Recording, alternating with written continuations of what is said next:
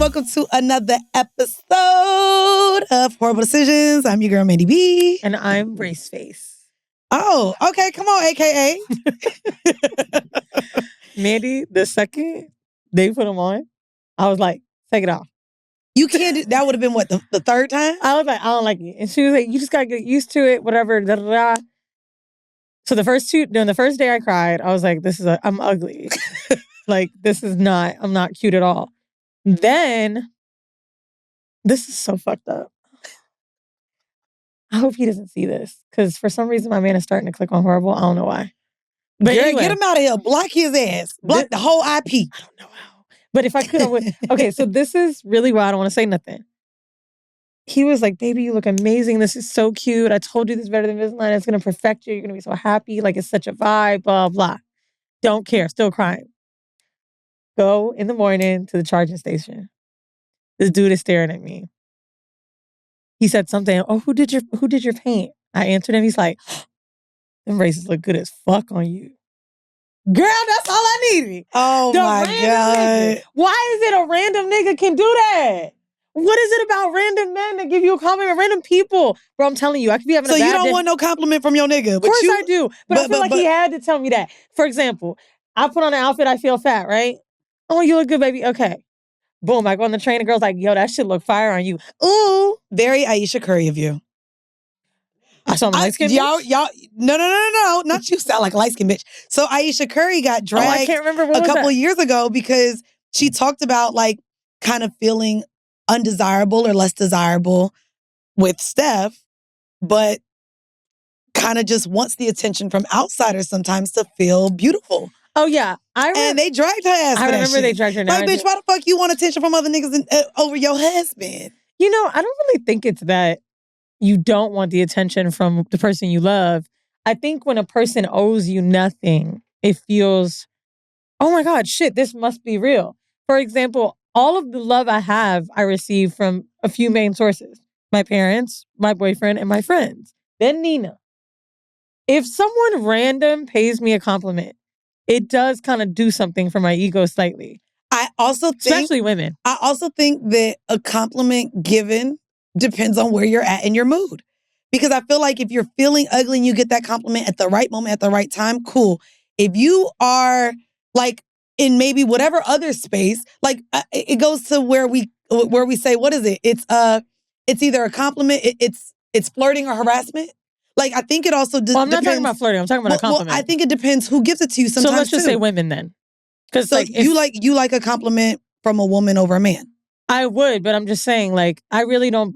That to me, I don't want to confuse complimenting with flirting, only because to me, flirting can annoy somebody, but a compliment when it's real and sincere, okay, like, I think is something that we need more of. So I hate saying well, a flirting. compliment was on your well, I guess that means, and here's how we can decipher that, right? He complimented your braces. Yeah. Which is not saying, like, to me, someone saying you're beautiful or damn, that dress is fitting your body night. Like, that to me is when it gets to flirting, when they're talking about your beauty or your physique. Right. When they're talking about your fit. That to me ain't a compliment. If they talk about, your fit, your hair, like, bitch, that hair, oh my God, I love that hair. Like, I'll take a compliment on a part of me, but not whole aesthetically. Honestly, though, and that literally, I remember one of my friends told me, I always compliment a girl on her fit because it's the way to break them down.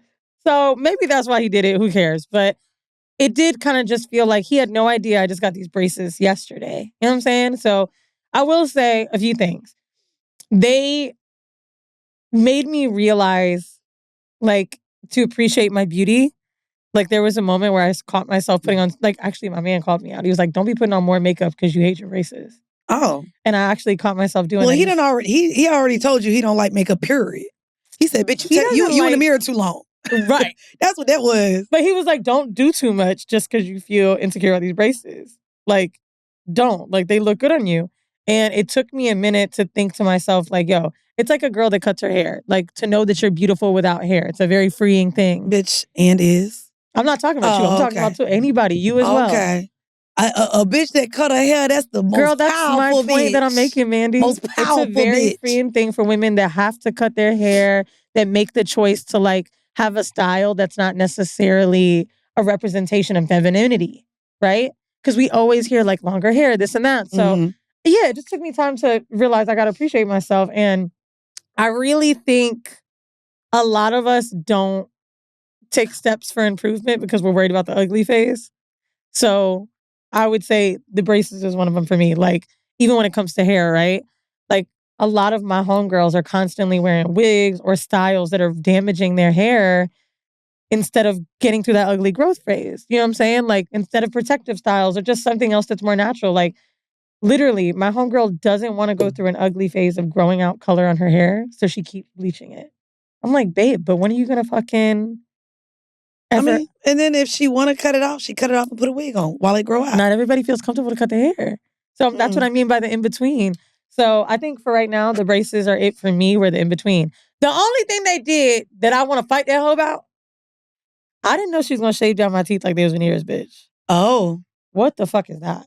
To make room for them to move? Oh. I only let her get 3. I said, Yeah, so I guess that does make sense. Well, because also they're literally going to be moving. They need kind of room to move. They need room to move, so they have to like shave them down like veneers. And I was like, oh, you have to stop.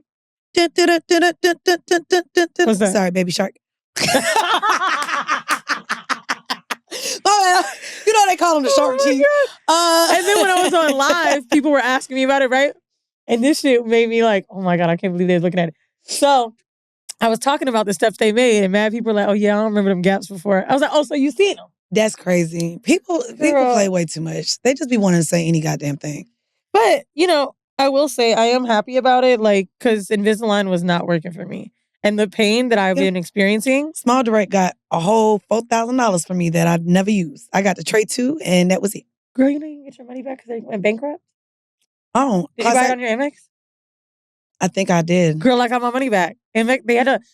Oh, let me tell y'all how to get your bag. First off, don't be out here like the people that was yelling Chase's name, and now Chase is like, bitch. No lie. I'm going to put your account in the negative. Amex has a protection plan on certain cards, right? Which me and you have the same one. I think you're good.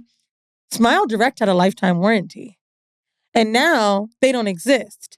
So if I want to come there at any point in my lifetime to get my smile corrected, I paid this $4,000. Bitch, they give me all my money back. Oh, I'll be giving them a call. Oh, yeah. Expeditiously. I think I should take 10%. Yeah, no. You won't. At all. No. Pay for the left tooth. On this corner. Well, okay. All right. I guess an update with me. I don't know. I've been in a funk. I think the move has brought the most anxiety I've felt in a very long time. You should be excited. I'm not. It's anxiety ridden. Like, I've been in New York for 13 years. It's moving to a whole new state. I don't know. The anxiety that I have right now in leaving is fucking insane. I just got the email will you be renewing the lease? I'm about to say no, bitch. I've been in this apartment for 4 years now. I did 2-year leases. So just the anxiety with that is out of this fucking world. Does it make you feel like you don't want to do it? What is your anxiety stemming in? I don't know. Even when people are like, so are you really moving? And I'm like, 93%. Because I don't know why. I don't know what could happen to make me stay. Actually, I do know. If a nigga wanted to pay my rent for a year in a 2-bedroom here in New York, I'd stay. I think you should. I mean, the second you told me you were moving, in my brain, and I know I have a bi-coastal brain right now because I've been doing it for 3 years, but I did think, oh, she must be getting a 2-bedroom with somebody here in New York. Like, you must be having a space. Like, I really thought... No, I don't want a roommate. No, but you wouldn't live here. So in my brain, I was thinking, you must be having, a place here. No, for what? Because you have... I have a discount on Marriott, and I got a lot of friends here. The way I wouldn't have a spot here, to me, I'm literally looking to buy a home. So just financially, that doesn't make sense for me to be spending $100,000 on rent when I'm trying to buy a house. I didn't think you'd be spending $100,000, Mandii. If I even spend $2,000 a month here, that's $20,000 plus maybe another, so maybe not $100,000, but $60,000 on rent in a year doesn't make sense when I'm looking to buy, when I'm investing, when I'm thinking of, in the next 3 years, what I want to do. I'm really thinking long-term on just a lot of things in my life right now. And I'm just like, yeah, that doesn't make sense for me. I want to come back. I don't know. Dating right now just doesn't make sense to me. Nothing makes sense to me right now in life. I'm in just a very weird funk. Like, I hate people. I dealing with, like, I Except you guys that pay on the Patreon. No, like, I literally, like, want sex, and then immediately after I want it, I'll go to text nigga, and then if he don't respond in 4 minutes, I'm like, I really don't even want this nigga. Like, I don't want nobody. It's so crazy. Outside of the one nigga that I talk to every day, I'm like, well, I'm excited to see you. And he'll be here this weekend. But I'm like, I hate everybody. I literally hate everybody. And then dealing with this emotion while dealing with grief, like I lost someone recently and I was just with them like a couple weeks before. So like going on and off spiraling with grief and I don't want to cry. Like it's just been like a part of me feels guilty for not spending more time with him. But right now I just want to be alone. But then I'm feeling guilty. Like I want to spend as much time as I can with people I love because I just lost somebody. And so like all of it's just conflicting. Like, and I hate it because I'm just like, what is life? Like, I don't fucking know. Like, I hate sorry it. about your friend. Yeah, like, so, and he invited me to Dallas. He invited me to Tokyo. Like, and I'm just like, I was just with you, my nigga. Like, so to know, like, I'm not going or spending time with people because I'm in this funk right now. I'm like, I don't want to miss out spending more time with people because of this mood, and I don't know how to get out of it. The anxiety of moving is fucking me up. There's just a lot. There's a lot. There's a lot right now just with my mental and working. And I'm still like extremely angry about just the treatment of my last business and how that ended. And then even worse, and y'all gonna hate me right now, bitch, I'm beating myself up because I'm missing this fuck ass nigga. Like, I've found myself thinking about my ex, but literally in my mind, just thinking of the laughs, all the good moments. And then immediately I'm like, bitch, get the fuck out of it. Like, because he, like, I know the psychology of what that relationship really was. And I'm like, bitch, are you fucking stupid? I don't think what you're doing is like something that I'm upset all that haven't done. but I'm upset that I'm even thinking about him. But I'm thinking about specifically all the good moments that I questioned if were even real because he was such a fucked up like individual overall that I'm just like, bro, bitch, you out here depressed, anxious, about to make this move, like really shaking and moving, got some dope shit coming for you. And you thinking about this nigga? So I'm literally fighting myself that's mentally. Why the title of this episode, I actually feel like nobody is. Oh, we'll get to that. But, we'll get to that. You know, when you were crying, I was thinking of something that Vinny said to me. So one of Vinny's friends' mom just got sick. And I was like, damn, dude, can you even be there for her right now because of what... Actually, it's one of his family members. Because of what you've been going through. He was like, yeah, what's happening to her right now in her pain is at this age, it's the first time of her seeing the fragility of life. And I thought it was such a powerful thing to say. Because when you were crying, like, I have to spend time with all my friends. That's it. You're just seeing that, like, oh my God, this is so dicey. Like, yeah, we know that people can leave and transition. But like, ooh, now I have to like hold on to you because what if you don't? And it's such a weird thing. And I just walked in the studio and told you Brianda lost someone today. And I was like, oh my God, like, it's so heavy. It's such a horrible thing to think about. But what we have to be grateful for, and honestly, pushing through and keeping busy is a great way, I think, to deal with grief. Like for me, you have to sit through the feelings, but sometimes I found myself finding ways to blame myself in a selfish way. For example, like, I don't do this enough and I don't do this. And like, why am I not doing this? X, Y, Z. And I was like really pushing myself down because someone else died. When in reality, I know that person's life and how they were, and they wouldn't have valued that in me. So I think a lot of times when we're grieving, we've got to remember the person that we love and how they would have wanted our attitude to be. So yes, grieving that person, but also pushing forward. You worked with this person too. Yeah, I think it's also... I don't think I had lost, up until this point, someone that I was just with. Mm-hmm. And someone who literally passed on a trip I was supposed to be on. So it's like, I think it's that. I think it's just another life experience, honestly. Yeah. That I'm just like, oh shit, like this is something I've never experienced before. This weird survivor's guilt thing. Yeah. You know my cousin you met, Sharif? Mm-hmm. I hate that I'm crying too, because I have some jokes for this fucking episode. I'm like, so like, fuck, bitch, stop crying. Like, you've been crying for the last week. Sharif was supposed to start work on the Twin Towers on 9/13. So it's funny. Did you see the story? Survivor's guilt. Not that it's funny, but in Mariah Carey's book, this is why I got to get off the internet. I just be reading random shit. Apparently, Mariah Carey's glitter dropped the same day of the Twin Towers, and this bitch was gonna get to work late because she wanted to go get Mariah Carey's thing, and she worked at the Twin Towers. And literally, she was like, Mariah Carey saved my life. The blueprint dropped that day. What? And apparently, was it a Friday? Wait, and what's crazy is it was a Tuesday. And I only know that because my mama came and picked me up, and she was mad. She left work. Oh, my mom picked me up too. Why did they pick us up from Orlando? Bro, but I ain't gonna hold you. And apparently, wasn't like Michael Jackson and Prince. There was a huge Michael Jackson concert the night before at the Garden that no one ever talked about because of 9/11, or it was supposed to be on 9/11. Bitch, I don't know. These fucking rabbit holes on the internet, it's only what makes me happy. I've gotten away from watching puppies and kitten videos, and now I just be reading these weird ass, but did you know? And I'm just like, God damn, the world is really fucking weird. You need a good, when I say distraction, Mandii. No, girl, my distraction is about to be, I'm about to become a streamer. So y'all could join me. I'm about to become a streamer. Hold on. And guess what video game I'm about to play for the people? Sims. And so I'm about to make a sex club, strip club, gotta have a clinic, because the niggas gotta get tested. I heard that's how my friend told me, girl, make sure you have a medical center. Because she said, my friend got on it and it was free at first. Then them niggas started getting sick and he had to put his car down to build a hospital. So I said, bitch, a clinic gonna get built up.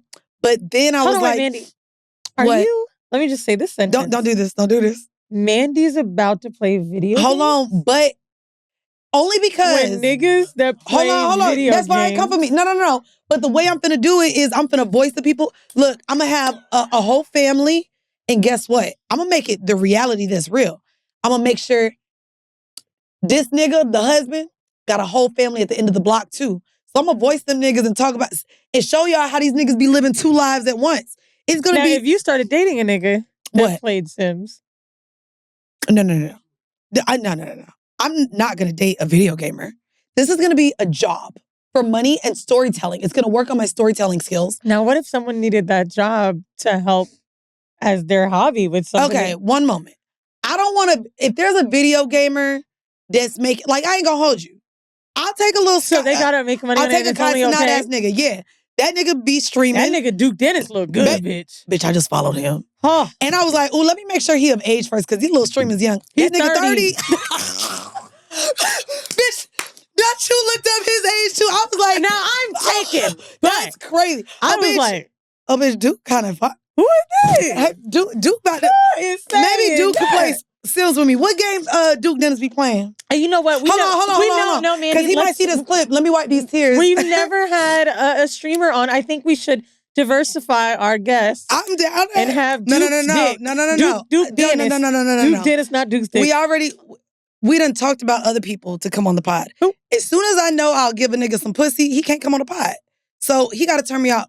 Right now, Duke Dennis could get some pussy. So he's not welcome on the show. I don't mix business and pleasure. Now, if he gets a girlfriend, then we can have him on. Because I ain't sitting here having niggas cheat no more.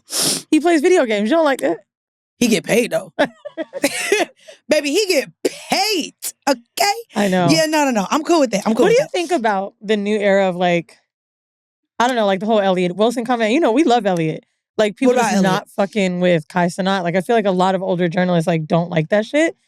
And I gotta be honest, like, I kind of love, I don't watch any kind of streaming, but I kind of love seeing kids this young. No, I ain't gonna hold you. All I know is I was setting up my little Twitch account the other day. Kai is the only person I follow right now. And that nigga went live. I said, okay, let me see what I'm about to get myself into.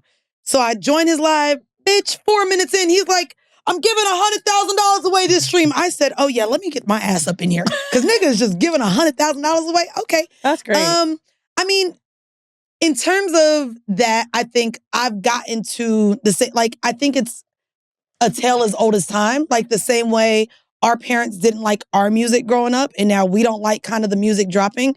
To me, an older journalist who maybe had to go to school and had to get a degree and had to work their way up and climb their way to certain salaries. Porn stars mad at the OnlyFans You know what girls? I mean? It's the same thing. So I think the journalists right now are like, this isn't real journalism happening. But these people are making... I don't think that they're trying to do real journalism. I mean, but I think that's why the journalists are mad. Because they're getting the interviews that the journalists want. Like, nigga, how the fuck you sitting with Nicki Minaj and I fucking... want Kamala Harris to go up there. I don't believe that she and her team contacted him directly. I don't think so either. But I'm not gonna hold you.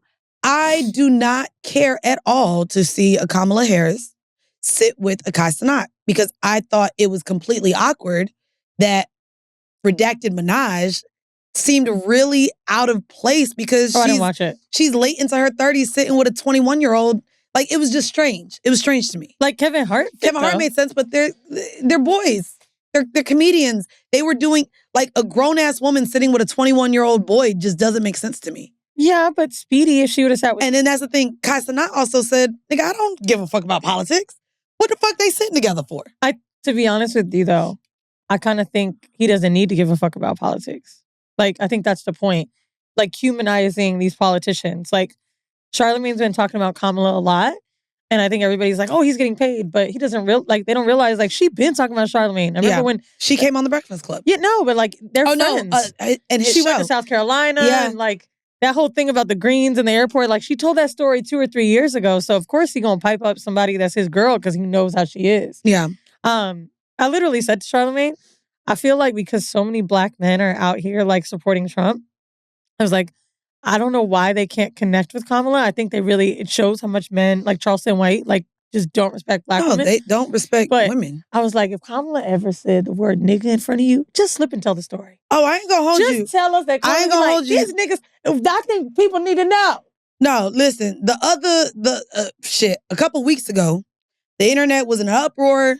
Mind you, they didn't catch the whole fucking conversation, but the whole internet would have gets me because I had an opinion about Meek Mill not being top 3 anything. And I was like, whoa, like roaches, who the fuck knew Meek Mill had this many supporters? Them niggas came out the goddamn woodwork. I don't think it's that they were supporters. Bro, I said name 5, but Did Meek Mill respond? Oh yeah, he invited me to his concert. He said, we're gonna make sure you come to my next concert. Mandii, I was really surprised you made that comment. But again, you're going top off of... Top 3, no. No, you're going off of a clip, but that's my point. Y'all niggas upset. No, you were saying the thing about 5 songs. No, but the whole conversation was, there's a big 3. There is Drake, Kendrick, Cole. The conversation, since these motherfuckers don't want to look at the goddamn full context of anything, was outside of this big 3, if there was a big 3 of the blog era, who would it be? The previous week decided it would be Wale, Big Sean, Meek Mill. I said, I'm here for Big Sean being on it. Said, I hate what Kanye did with the Good Music deal. Hold on. Absolutely. Then I said, Wale makes sense. Wale, this is blog era, so 08 to about 2014. We're talking about a specific time. So then they said Wale. Wale at one point was bar for bar damn near with Cole. Like, Wale is fucking phenomenal. Meek, I said no, for a few reasons. I said, A, how do you have another big 3 without representing the West Coast or Atlanta? Secondly, I was in the clubs, working in the clubs, and during that time, I said, big 3, not Meek, especially because I think he's regional, personally, outside of course, Dreams and Nightmares and some of his other music. But I'm like, 2 Chainz or Wiz. Wiz turned niggas, like, not only smoking weed, he's from Pittsburgh, but smoking weed. But you just said not representing the West or East Coast. Well, Pittsburgh. But no, so wait. So I said, wait, one moment. And then I put 2 Chainz, Atlanta. I said 2 Chainz had a way bigger run at this time. His features, 2 Chainz 2 Chainz to me is lit. So I just named 2 other people. But I think that those 2 people had a bigger run during that time than Meek Mill. I only think your comment about 5 Meek Mill songs was crazy. So that's where... So that was me being a fucking Potter, and I'll be honest with you. No, me and my friends are not naming fucking 5 Meek Mill songs. Dream and Nightmares and Amen. Going Bad, Sharing Locations, Rico, fucking Tupac's Back. I just listened to on the fucking train. Okay. Bro, like, but you named for it. Dreams and Nightmares. No, we said besides Dreams and Nightmares. Oh, well, I just said Amen. And Drake features, hold on. So that's what I said too. Why does it matter? But in the full context, While they don't have in the full context, I said that. Like if you even look on the streaming platforms of his 5 top songs, 3 of them are features, 2 of them are Drake features. Bro, Drake on any song over the last 15 years you're gonna know it. So anyways, this is not a music pod, but I'm just saying, I think people probably didn't fuck with that take because you comment on hip hop, and Meek Mill is a big part of hip hop. No, people didn't like the take because it was clipped up into a 60-second way to get you to respond, and the full context was, listen, I don't hate the guy, but he's not top 3, big 3, nothing. Especially, no, maybe top 3 of Nicki Minaj's fucking boyfriends, which that's not to say much. She dates slaves. Honestly, I don't even think Bro, that's awful. She's top 3. She's top 3. One of Nicki's niggas. Yeah, I really like Meek Mill. Like, that's great. But that's the thing. Me saying I like pancakes isn't me saying I absolutely hate waffles. No, I would actually say this. You know what I mean? Niggas turn. I would rather go see Meek Mill perform than Big Sean. Nah. So, no, this is the analogy. I know what you're saying because you're saying like just because I said one's better than the other doesn't mean I don't. 2 other people should have been top 3. It wasn't even a better thing.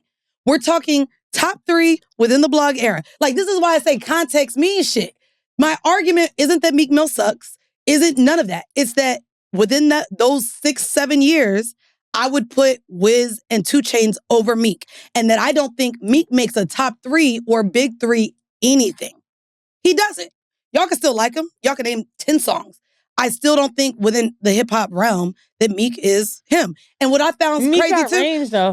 And all of that can be true. No, 2 I'm things just can saying, be true. like, he really do. Meek got them fucking Meek bangers. fucking Meek yells. got fucking on one song that you know. Nah, he yell. Okay. Wiz turned niggas into fucking Steelers fans. You feel me? You know, I'm not saying he wasn't. He made weed cool before that shit started becoming legal. You feel me? Anyways, I want to get into our vanilla shit because y'all know that I was swiping on that dating app that got Weezy a foursome and me a threesome. Enough. But I wanted to get into all of these other sexualities that I saw in there because where we talk about the alphabet community and the LGBTQIA+++, these are, I guess, some of the other pluses. And I ran into this one specifically. And I was like, well, what the fuck is that? So then I ended up Googling. So gynosexual is... Oh my God. Were you watching 90 Day Fiancé? No, I wasn't. I just told you this is from the dating app. Bro, I just learned this word yesterday. I know. I just learned it last week. It was on 90 Day Fiancé. Oh. They got a dude on there before the 90 day who basically is like, yo, I'm not gay, but... So that's why this word, I was like, well, let me look this up because what the fuck this mean? So I said, because G in the LGBTQ is gay. And I'm like, I ain't heard of a gynosexual. Wait, let me tell you what he said to see if it matches. Okay. I mean, I literally watched this last night. So what he say? He said, he's like, I'm not gay, but I'm attracted to femininity. So that's what this is. And I like women with penises. Well. But if the penis has a man body, I don't want it. So gynosexual are individuals who experience sexual attraction towards women, females, and or femininity, regardless whether they were assigned female at birth. So this is why so many of the men that I know that are into trans women still identify as straight, but this is actually what they are. They're gynosexual. You a gynecologist, nigga. Baby. You a motherfucking gynesexual. And you over here talking about you hetero. What did the nigga say on Adam 22? Homosexual. And you really a gynecologist. Listen, so then it made me get into other sexualities because I don't know if I really got into it on here, but when I went and got tested for everything, I'm like, I know y'all be dealing with niggas who be lying, but these niggas be honest with me. And I was like, let me get on prep because niggas is out here slanging that thing. So anyways, I wanted to get into more of the sexualities that we have not even really discussed. And maybe we can dig deeper in on another topic. So on another episode. So phrase sexuality, also known as ignotosexuality, is a sexual identity in which people experience a strong attraction to strangers and less attraction to people they know well, which makes me think of even what you just said about the compliments. Right. Like, they'll be in relationships, but their attraction comes to the idea or possibility of being... I don't want to fuck my nigga now. No. I'm just saying. So, phrase sexuality is, people experiencing just stronger attractions to strangers than the people that they actually know. Cupiosexual refers to an individual who does not experience sexual desire, but still wants a sexual relationship. I feel like this explains all my friends. All my friends recently have been talking about how they want relationships, but they don't really care for sex. They know that sex has to happen, but they feel like sex is a chore, which is why they feel like something ain't right with me up here because they're like, bitch, how the fuck you enjoy sex so much? Oh, I've been experiencing the same. I hate it. Yeah. So then, and then the last one is abrosexuality. Hey, bro. Hey, bro. Hey, bro. Abrosexuality. Not ebrosexuality. No, not ebro. People of all identities who are romantically or sexually attracted to more than one gender. People Ain't that who are pansexual? people who are abrosexual. No, because you can. There's more than just Ain't that two. everything? Bias two. So this is where I was like, how is this different than pansexual? So I looked it up. People who are abrosexual freely choose different romantic and sexual partners or no partners at all. So you abro? I think I'm abro, bitch. I was looking into this. I might be abro. Like I like romantic. I'm abro. I'm a-girl. I'm Listen, a-nobody. bruh. I'm a-hole. Hey, I'm going to say something real problematic right now, and I mean it. Don't be problematic. I'm going to say it. Oh, well, I'm going to get more problematic. This is exactly why the thing. Republicans hate us. Why? It's too much. No, it's not. I think it's bro, enough. This is why. Stop it. This is why I went down the rabbit hole because I've been wondering what bucket I fall into because sometimes you should have thought your bucket could just be like. Oh, I ain't gonna hold you. I was with Crystal. Like you rich or you broke? I'm somewhere in between. We don't need a fucking title for it. No, I ain't gonna hold you. This sounds like Elon Musk's kid name. Like this is too much. No, but it's how other people want to also identify you because I feel like I'm deeper than bi. So I've been like, ooh, I'm queer. So I went out with Asante and Crystal, and they said, bitch, if you say queer one more time, and I was like, but I'm queer. Because I'm not just bi, I'm queer. And Crystal was like, bitch. Too much. But me and her were talking about her dynamic, Asante with his gay ass. He was gonna come so we could talk about this shit. So I might do a deeper episode with Asante. So speaking of queer, I've been getting into the queer terminology and I just want to educate the audience. I'm tired. We don't need a fucking olive branch. Is this like a family treat? Well, no. This is me updating for safety reasons. And for shits and gigs. So updated queer terminology. This one is for safety. So there is a word now being referred to as Tina. Meth. Which is meth. Apparently, it is heavily being distributed and used within the gay community right now. And girl, you are late to the party. Well, I wanted to update people that on the dating apps, specifically Grindr or Field or any of those apps, if they're DMing you or it says in their bio that they're looking to party with a capital T, the capital T is Tina. And so if someone's asking you to party with a capital T in your DMs, 9 times out of 10, they are looking to do meth with your ass.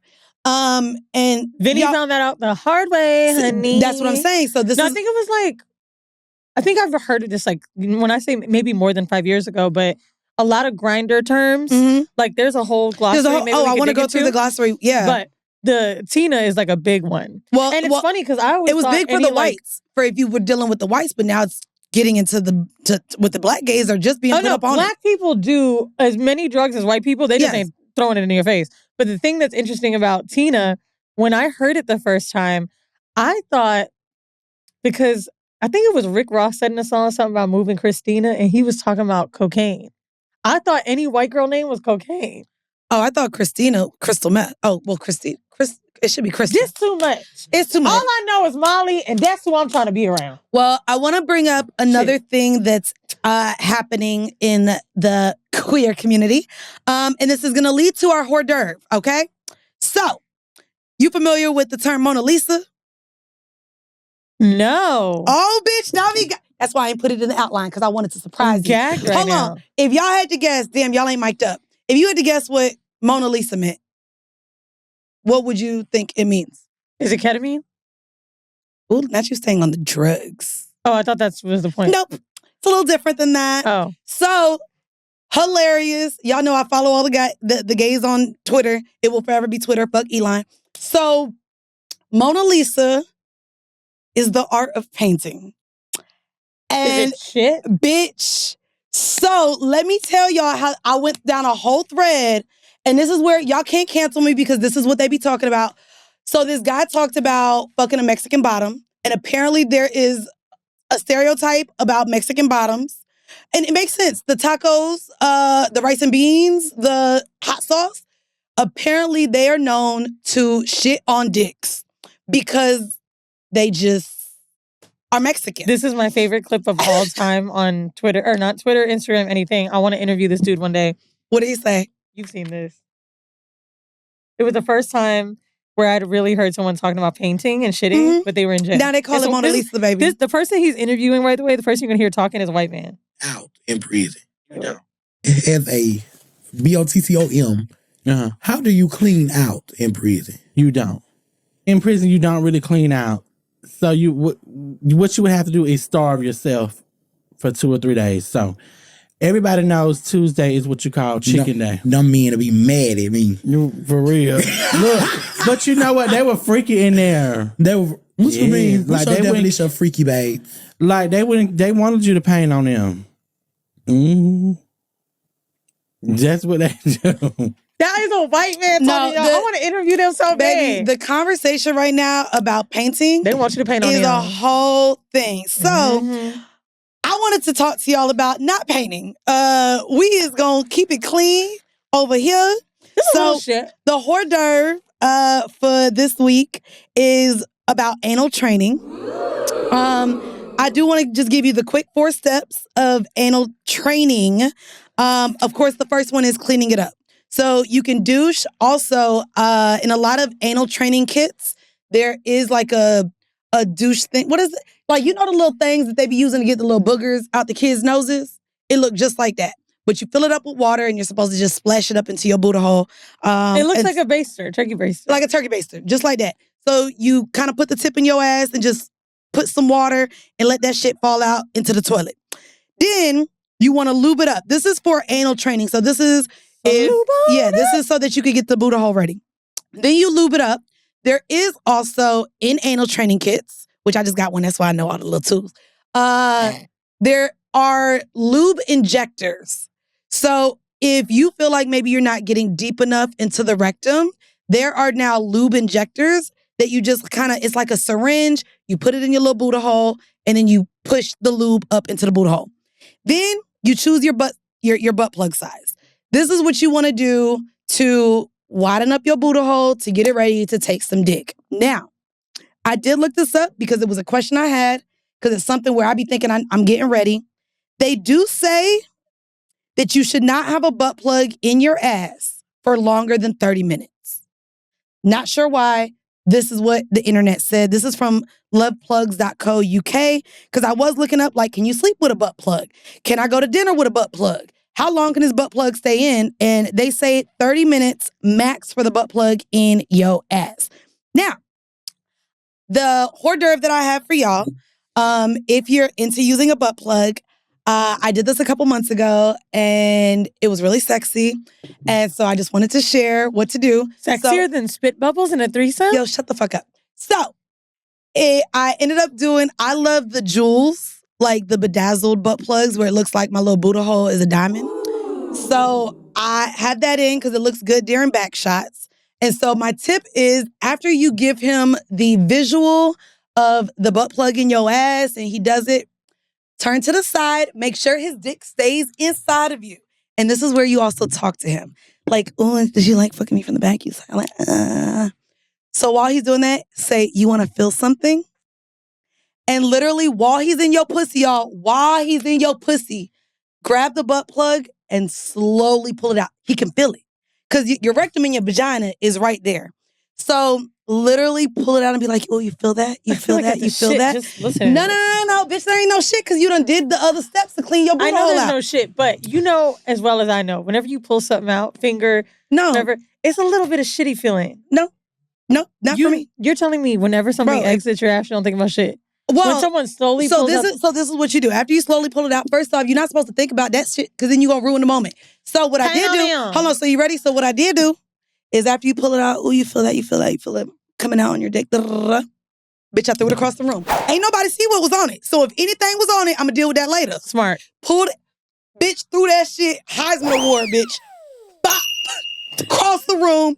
Nobody saw it. So if it got shit on it, I'm going to wipe that shit off later, but not in the midst. Right. And you don't want to keep it on the bed because if there is shit on it, then there's going to be shit on the sheet. When do we eat chocolate? I mean, you. So that's my hors d'oeuvre. That's my tip. Getting to the Whoreible Decision.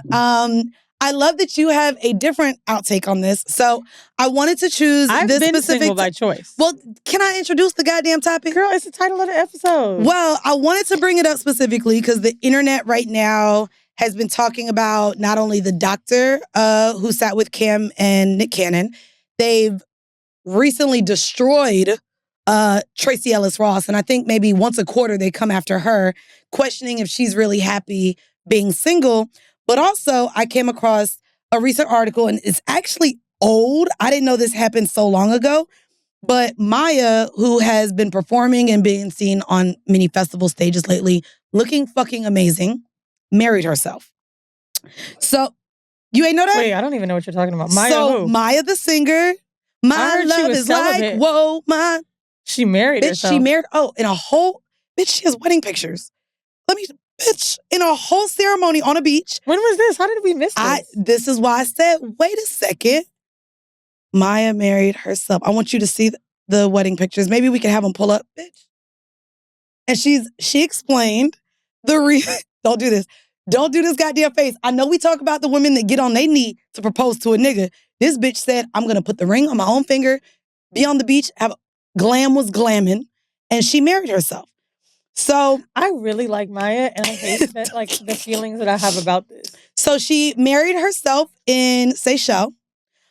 2 months. Oh, well, this was in 2020, actually. So 4 years ago. Girl, we had too much going on. That's why we missed it. No, that's what, period. The world was ending. That's why we ain't know. So she married herself, and pretty much expresses that this is what makes her happy. She was like, she figured she had married, let me see where the fuck. I want to get her exact explanation to marrying herself. Girl. But anyways, I say all that to say she has talked about being celibate. She has, been by herself. And I want to talk about if being single by choice is really as liberating or as much of a choice as we are currently talking about it being. I also want to say shout out to our patrons. If you're not a patron, by the way, please join us on Patreon. That's patreon.com/Whoreible Decisions. Before we get started, this lady, and I want to make sure I give her credit because that bitch went to the dictionary. She said, shout out to JT. She said, as someone who is not single by choice, I have a perspective to add to this conversation. When looking at the definition of choice, it is in fact, and that's why I wanted to bring up the definition. It is in fact an act of selecting or making a decision when faced with two or more possibilities. So if you are not faced with two or more possibilities, are you really making a choice? She said, I'm 28 from Kentucky in nursing school. All of my white or other race colleagues were married by 23 to 25. As a Black woman who desired a Black man, my options were very slim. A lot of them were either interested in other races exclusively, jailed, murdered, gay, etc. So that leaves for every one Black man, 10 Black women looking for love. And I wanted to read this too. That's not her option. That's her preference. She said, when I started travel nursing, I went to bigger cities, LA, New York City, DC. I didn't really have that much better of an experience in those cities. The most attention that I get is when I have been out of the country, Africa, London, Portugal. At this point in my life, I do think that I have become more jaded on the topic and have stopped trying. I would love to have love, but I do not think it is as simple as just desiring it or wanting to choose it. It does have to reciprocally choose you. Completely agree. That's why I wanted to read this one too. Single by choice is not real. Explain that. We can stop. So when I've been single by choice, and I'm putting that in quotation marks for people that aren't watching, it's because I wanted to stop dating for that moment. Okay. As somebody that has seeked out partners before and wanted those relationships to work, I am clearly not single by choice. If my relationships would have worked out and were prosperous and were great, I would not be single by choice. Like, I didn't want to be single. That's why I've pursued relationships. The reason I had moments of being single is because I knew I had to focus on myself to heal from whatever fuck shit happened the last time. Okay. That's the choice. But it's only the choice because it didn't work out. If I had a good nigga around, I would not be single by choice. And this is why I say that. I've always thought it was bullshit when people say that. And I've had so many times throughout the term of this podcast, a lot of people tell me that I'm a pick-me, right? Like Twitter, YouTube, whatever, even in my Instagram comments. And I think it's because I have a lot of relationship girl energy. I always have. But it's because I'm very open and comfortable with saying I love companionship. Now, I was single the last 2 years because I wasn't finding people that were a match for me. But I've been actively trying to find myself. I think I did find my partner because I wasn't pressed. I wasn't necessarily single by choice when I met him. I think I was just single and enjoying being single. But if someone comes around that's great, Maya would not have married herself. If Maya met the perfect nigga, she would not have married herself. If you could list out the qualities you want in a person and that person showed up at your door, why would you still be single? No, you wouldn't. You're not going to turn the person that's great for you away. You are single because of your options. Now, there's nothing wrong with that. I'm not even saying that to be shady. Just because I got a nigga right now don't mean anything by that. I don't want to sound like I'm on a high horse. I mean, especially because that we have talked about it, I think on Patreon, where if your ex-boyfriend wasn't a piece of shit, you'd be with that nigga right now. Yeah, he wasn't shit though. Yes. You know? But I think that that's the problem. Even you using the word perfect. I think that what I'm seeing for even my friends that are in relationships and not single, I don't know if I necessarily have the capacity. Like right now, I do feel like I'm single by choice, because I am figuring out still what a relationship to me would look like. But I think I just also don't think I have the capacity to deal with an ain't shit person. And I've said this on Patreon, and maybe this is my jaded ass talking. Maybe I get better 10 years from now. I don't know. Mm-hmm. I genuinely find people to be shitty.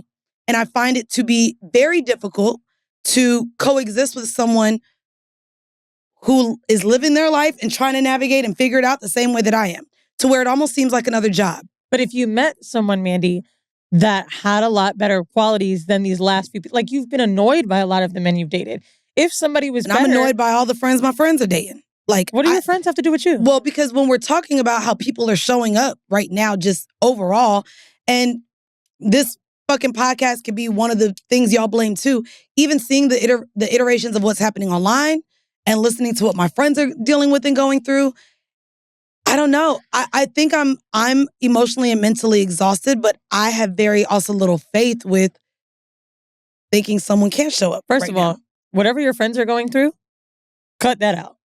People stay in situations that they shouldn't be in. You've mentioned your friends have cheated. Like, all of our friends are not perfect either. They all make mistakes. You don't know what your friends are doing in their relationships. No, my point. People are shitty. I think they're being shitty too. Don't let their situations stop you from having faith in people. Oh, bitch, the niggas in my phone right now. I'm good. But I don't like anybody. If they, so this is why I think the single by choice thing is a thing that sucks. I think by choice, you can stop dating for a period. That's what I think you do when you say single by choice. Yeah. To me, there's no one that will choose. Maybe, I don't know. I think the bulk of people, if they could say, I would be in a healthy, happy relationship with someone I'm comfortable with or like or attracted to or whatever, they would take it. I think you stop dating by choice. And I actually think that only comes from when you know you need a break. When dating has either become something toxic to you, something that hasn't worked out, when you need a reevaluation, or even when you need some fun. Hey, I was in a long-term relationship. It didn't work out. I need some hoe years. That to me is a choice, but it's because you're actively not dating. The scary thing about hoe years is when someone comes up in your life that's dope and you're like, damn, I don't really want to be single anymore because I don't want to let this person go. I do not believe it's just weird. Even turn away good love. The happy and healthy. I think the same way you're single for a moment, a happy and healthy relationship is only for a moment. I guess absolutely. I think that relationships have you really not met a married couple that's happy? Absolutely. They're happy for a moment. It's healthy for a moment, and then life happens.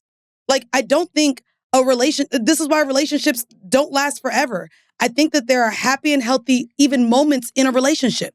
So to me, it's the part of knowing that most people in relationships, we've talked about this a couple episodes ago, will stay miserable for a long time in a relationship because they want to be in a relationship more than they feel like being single because of what I think society puts onto you as a pressure, specifically as a woman, to bear children, get married.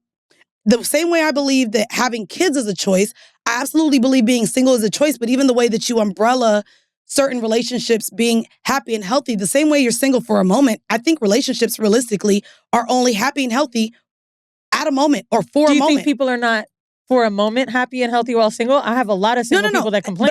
But I didn't say that. No, but I'm saying. But that's my point, though. But you could say that about relationships, but that's we're comparing the two. Right, Being single has a lot of dark moments too that we aren't talking about.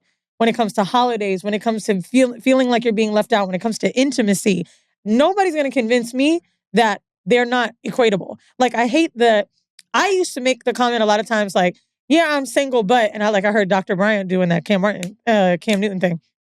Well, at least I ain't getting cheated on. At least I ain't living in a house and crying and da-da-da-da. We always compare being single to not being miserable. And that's because we are so focused on thinking relationships are always going to be bad, bro. It's not true. We got to stop doing that. There are healthy relationships. And I think if we don't change that framework, we're always going to be ready for it to be painful. I think because, again, I think removing ourselves from Delulu, getting into reality, relationships end. Work relationships, friendships, platonic friendships, romance relationships, they all end. And so in order to end, it's because something went bad. So this idea of a healthy and happy relationship, to me, yes, it is only at a moment. And I think then I'm speaking to maybe, again, the trauma. We talked about this on Patreon. I think the constant desire to be in a relationship without working those things out. I don't know if I realistically want to ever feel the heartbreak that I just felt. Giving myself to someone that I gave to. And I don't know how long that's going to take. I know that I was in my relationship with this fucking narcissist for 3 years, but I have my mom and 2 other friends that also just got out of those relationships. And it's like, bro, the psychological damage as well as the heartbreak, setting yourself up to be in another relationship, you're setting yourself up to feel that way again. Because not everything is going to last forever. Mandii, I'm sorry that you really haven't. I'll say this. I can name 3 friends right now, and one of them is newly married, but Sarita and Alan, my friends have been married, I think maybe more than 15 years. My friends Fernia and Eddie, I think they're at about 20 years. And she's my age. They've been together since high school. And my homegirl, Gila and Nick, they just got married. And I only want to make this point. All of these women, no shade to their husbands if they listen, of course have called me with an issue, right? He's doing XYZ. My homegirl, Nia, and I talk often. She's one of my closest friends. She literally complained about something with her husband the other day, right? She goes, girl, I would not trade him in. I'm just saying this. And I even am trying to hold myself back from venting because I know how lucky I am. He's my best friend. He's my soulmate. This nigga just getting on my nerves right now. Everything is always going to have a moment. Charlotte in Sex and the City, don't laugh, said something that as a kid I remember. I don't remember who asked her the question, but she was like, you can't tell me you're happy every day. She's like, maybe not all day every day, but yeah, I'm happy every day. I do think there can be some happy relationships. I think we're on overload of hearing about bad stuff. And also, I don't call my friends when my man does something amazing for me, mainly because sometimes I feel like I'm showing off. I think I said that a few weeks ago, I don't want to say how happy I am. He even tells me, the internet, y'all niggas, not even the internet, our own listeners, when I was in a puppy phase for the first year of my last relationship, niggas was like, ain't no way, ain't no way. And then I almost felt like there was happiness or some sort of way in which people felt like, oh, told you, bitch. Once the shit started going like this, it was like, yeah, this is what a real relationship was. Bitch, you was too happy. The fact that they felt like I was happy for too long because y'all should start arguing within 2 or 3 months is also crazy. I mean, here's the thing. I don't want to be with someone I argue with. You're not supposed to be arguing. I don't argue with my friends. I ain't gonna argue with a nigga. Will happen, right? And I think I know the difference between an argument and a disagreement. Exactly. Let's be very clear. And I think healthy relationships don't have arguments to that level. I have disagreements, sure, but I'm not fuck you, nigga. That's something that's when we know it's toxic. To be honest with you, even though my relationship with Old Bay wasn't great at the end, I may have only had 3 real arguments in almost 3 years with him. Everything was a disagreement. He didn't scream. We didn't yell. When I found out even he cheated and, lied the first time, it was still a disagreement. It was level-headed talking. You and I really believe this. I can't speak for other women. The way that we run business in our lives and the way that we can't deal with a nigga that got energy like that. No, I can't. And so I think meeting your match will come to you and you'll realize when you start having healthier conversations with men. It's so tough right now because it doesn't matter if it was a year ago. That nigga made that imprint for a long time. And like, even when you're healed, even when you date someone else, you're going to always remember that. That was your first love. Yeah. It sucks. But there are happy people. And just because relationships have arguments or disagreements doesn't mean they're unhealthy. Going through those weeds, it sucks. But like, I got into disagreement with my boyfriend in London. And it was the first day of our trip. And when we got over the disagreement, it was same day. And he literally came to me and was like, I know that shit sucks. And I know you're like complaining because it happened on vacation, but I really feel like I got over this hump with you. And like, I know you deeper in this weird way. Like every disagreement we've ever had, it's growth. And like, I feel closer to you. And I do think that's how it's supposed to happen. You and I have had really healthy disagreements and ways to overcome them in the last few years where we didn't before. Like, damn, this felt good. Thank you for texting me in this way. Thank you for letting me know. You will have that same respect from a partner when you meet them. It's just, we can't pretend that it's all bad. Trust me, I know bitches with ain't shit niggas too, but it ain't all bad. I think then we're going to simply agree to disagree at this. I don't think being single is all good or all bad either. Mm-hmm. I think in both places, you can be fulfilled in technically or essentially the same way. You can be just as fulfilled, happy or unhappy in a relationship, and you can be just as happy, fulfilled, or unhappy in being single. Single, but not single in dating. No, but I think the way that the society applies these pressures and these antidotes and these negative stereotypes on women who do choose to be by themselves has to be let go. Because a woman who's single can absolutely, the same way you said, a happy, healthy relationship, there could be a woman who's happy and healthy in being single without the addition to a man or woman being their romantic partner. I agree with you only if that person isn't dating. So to me, that is the happy, healthy single by choice. When you start involving other people, I think that's when the threat of your singleness being happy happens. Because then you're dating for what purpose? If it's just sex, cool. We know not a lot of women can handle that. We start wanting more. So when you're starting to be single and dating, I then don't know if it's a choice anymore. I think complete being alone and being single is a real thing. With like spurts of little things here and there that you're having for fun. I don't know if you can be single and dating and it be a choice. That okay. I don't believe. What y'all think? Because we've been sitting here talking. Damn, we ain't said we'll fuck with a mic. Next episode we'll probably, all right, the next time. I feel bad to have this conversation right now because now my relationship is new, right? It's been a year. We met last July. You know, I'm accounting from when the Hinge message started. Yeah, nah, you wrong. Well, he claimed. Your dates be all off. It's okay. We talked about it on Patreon. No, I started from the first Hinge message, July 27th. Mm-hmm. That nigga was like, bitch, I barely need your phone number. Right. Nothing. Yeah, that's not when it started. That's not when it started. That's not when it started. But okay. I don't care. Well, anyway, long story short. Woman math. I say, girl math, that is girl math. I say that to say, like, it's hard because I don't like sometimes talking about single shit because I feel like it's very difficult because there's so many people in relationships that I see online that kind of punch down when they're talking. They do. And I was single because I wanted to be. But when I say that by choice, I only mean because I knew I was still healing. I think if I could have gotten over Old Bay and his shit, I would have been super excited to meet someone great. Yeah. But it is a tough answer because eventually I knew I wanted a partner. Eventually I know what my goals look like. That's why I don't know. I think that's where I'm in right now, this shitstorm of knowing that I do not want marriage, knowing that I do not want kids. What I think identifying what a partner looks like for me then.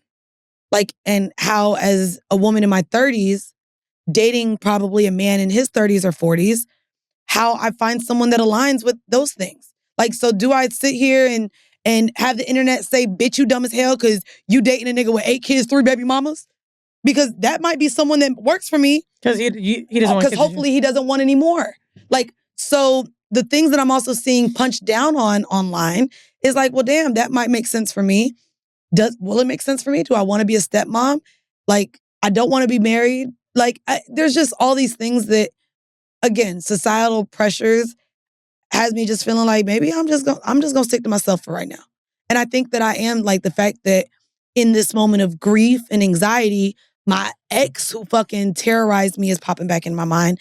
I know right now, not sure how long, I am 100% single by choice. Yeah, like I think even going on a dating the better thing after is, the failed throuple, bitch, I have not got back on.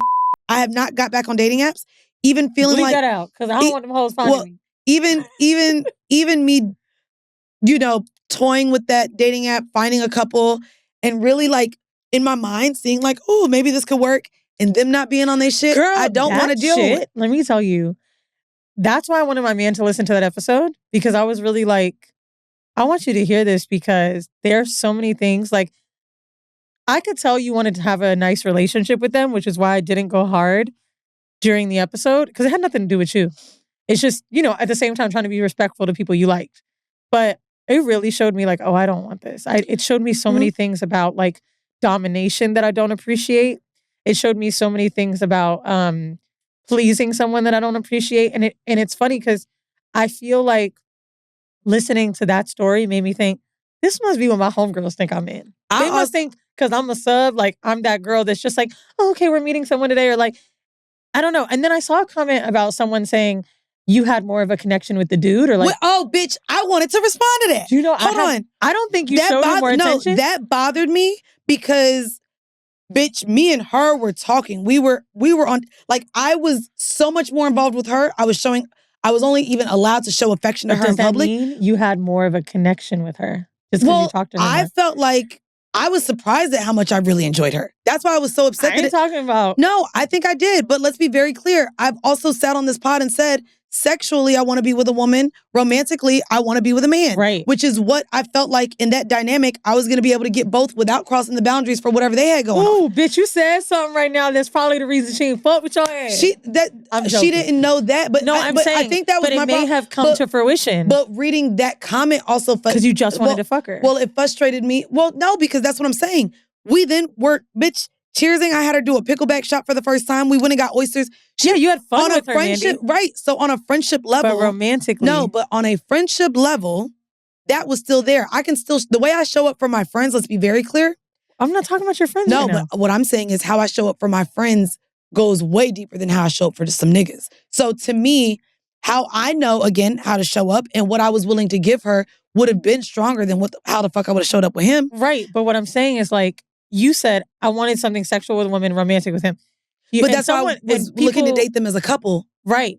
But I'm saying they romantically, that maybe there was more of a connection that you couldn't even see. She didn't even want to be romantic or be called a girlfriend. She didn't want intimacy at all. She wanted a unicorn, which is, so to me, she wasn't looking for someone to love her, show up as a girlfriend. I'm not actually talking about anything you did, by the way. No, and I get that. I'm not taking offense to this. I think that there was a connection with you and him that you probably couldn't see. I'm saying that she saw. Outside Mandii, of the dom, you're black. He's not dating a black woman. Well, there was a dom dynamic, but that's what I'm saying. There's a big connection. So what you're saying right now is why I hate people. Fuck them. They all got their own little fucking tick. But do you see what I'm saying? No, they have their ticks and traumas, but this is the thing. This is in any relationship that you get into with anybody new. Whether it's a couple, whether it's E&M, whether it's monogamous relationships, niggas are coming in with their own thoughts, traumas, and don't know how to fucking effectively communicate it. I don't have the patience to deal with these niggas. I'm just saying, when I read that comment, I took it like you did, like, ooh, why would they say that? But then I was like, oh, the connection wasn't on Mandii. It was actually just what existed. For example, I almost said his name. When Old Bay and I would engage in threesomes, they were very just kind of like, whatever. There was one woman we engaged with that was in her 40s, and he was in his 40s. And it was the first time I felt so like disconnected. Them niggas had jokes. Them niggas knew songs. They just had this thing that I couldn't match with. Now, it doesn't mean he doesn't fucking love me, whatever. It just is what it is, right? Oh yeah, and this nigga was into production. We had a lot of comments. That's what I'm saying. Fuck the fact, bro, it's black. Okay. His girlfriend can't say nigga. Do you know how fucking deep that shit gets for black men in interracial relationships? Like, Mandii, I know my point. To men everything listening you're saying, this and is great. women listening, that shit right there is a layer that people probably don't even realize, but you did have a deeper connection with him then. So, again, fuck people, fuck dating, fuck these dumbass relationships. I ain't got time to sit here and go to layers with niggas in their trauma or in their bullshit. Was y'all saying nigga around her? I say, bitch, I'm trying to limit my nigga. No, not you. Yeah, me and him will say nigga. That's how we talk. And my point is, you know, when he with her, you probably gotta be like, oh, people. Well, no, because, I mean, there was a joke that she's the nigga of Asia. She Filipino.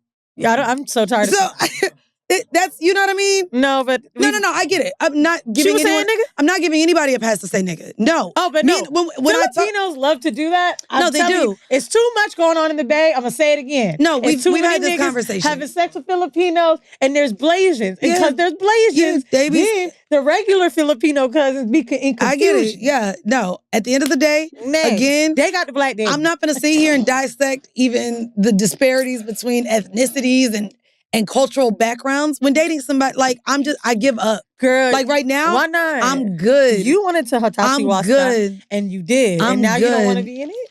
I'm good. And let's be very clear. I let both of them know if they got on the same page, I would love to revisit. I had fun with them. Not with your black ass. But they need to figure their shit out. We're getting the wrap up. I guess we went over on time. But y'all, thank y'all for tuning in to another episode. Y'all make sure you motherfucking subscribe to us on Patreon. That's patreon.com/Whoreible Decisions. If you want to watch us, make sure you subscribe to our YouTube channel. We also have a clips channel. If you have ADHD and don't want to watch a full episode, our clips didn't make it to hear that on our WD Clips channel. So make sure you subscribe to both to keep up with everything we got going on. And y'all, this has been yet another episode. Before we get out of here, go ahead, you disagreeing ass, sensitive ass, cocks, fucks, drop in below the comments. Mandii, I think you believe. I think more people will be on your side than mine. No. I don't give a fuck who's on my side because I don't give a fuck. Okay? No, but that's we need the clips. I don't need sides. Pick a team. I don't need you to pick a fucking side because 9 times out of 10 you're a fucking hypocrite anyways. And you're not happy. So fuck you. I don't need your opinion on my fucking life. Have a good fucking day. I'll tell you what's about to happen real quick. You know how many bitches about to be like, I am so happy with my boyfriend. No, you're not. A bunch of people about to act like they fake happy. I don't care. I really don't care about y'all. Instagram. I don't care about I don't be like, it ain't giving I fucking hate people right now. So there's that. All right, y'all. Well, we'll try to give Mandii some dick by next week, y'all. Oh, no, I'm going to get dick. I just don't like people. I'm going to get dick. Bye. Bye.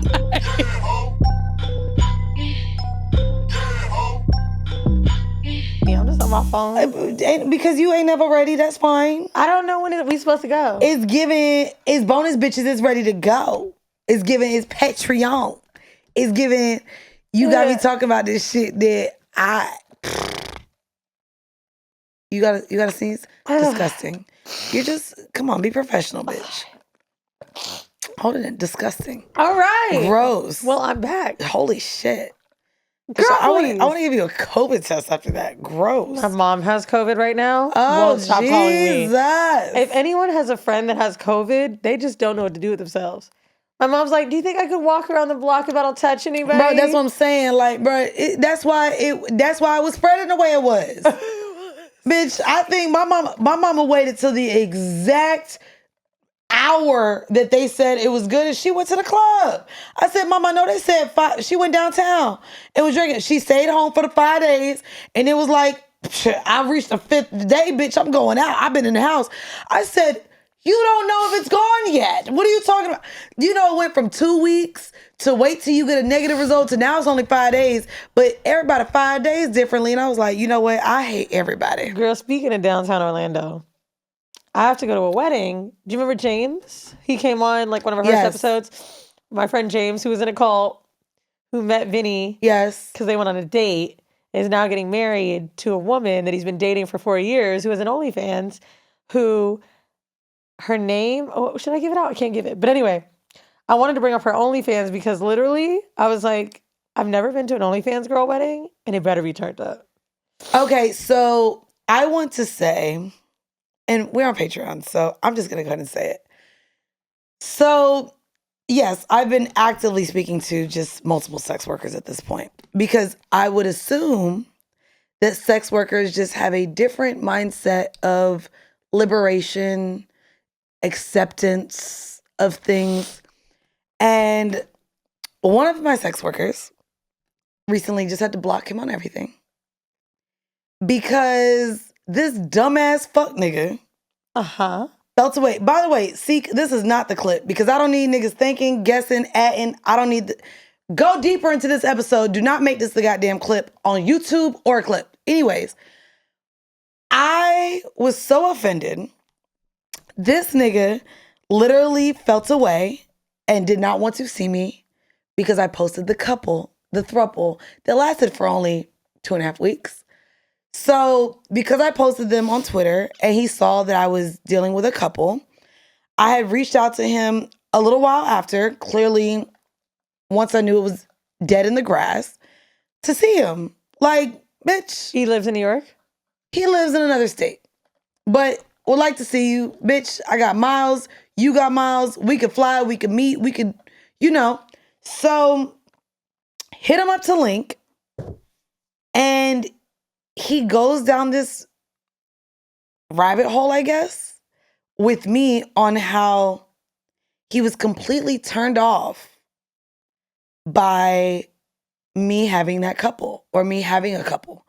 And he literally, I told him, he shamed me, he judged me. He said, I'm not judging you, but it's what he did. He said, I was so turned off to see that you was out here with a couple, like a man and a woman. Wow. I don't get it. Hold Why? on, let me keep finishing. Me neither, bitch, I don't get it either. Doesn't he know you date other people? Do you know he said in his mind, had I hit him up and said, let's find a that third. no, bitch, let me... This is the delusion of men.